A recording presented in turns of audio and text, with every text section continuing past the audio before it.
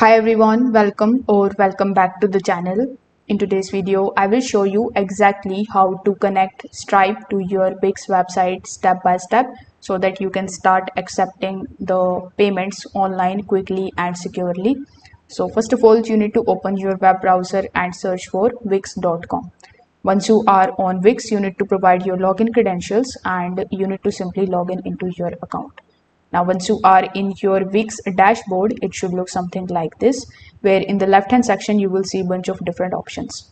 Among these options, you need to just scroll down and click on settings. In your settings, you will see the first option of accept payments. So you're just gonna click on it. Now, if you are using the settings in your Wix account for the very first time, it is gonna be asking you to select your business location. So you need to select that particular location in which the Stripe payment is accepted. For example, in the United States, it is accepted.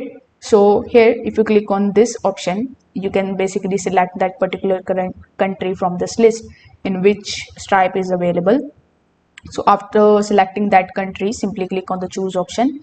Now, even after choosing United States, you can see there is no Stripe option available here.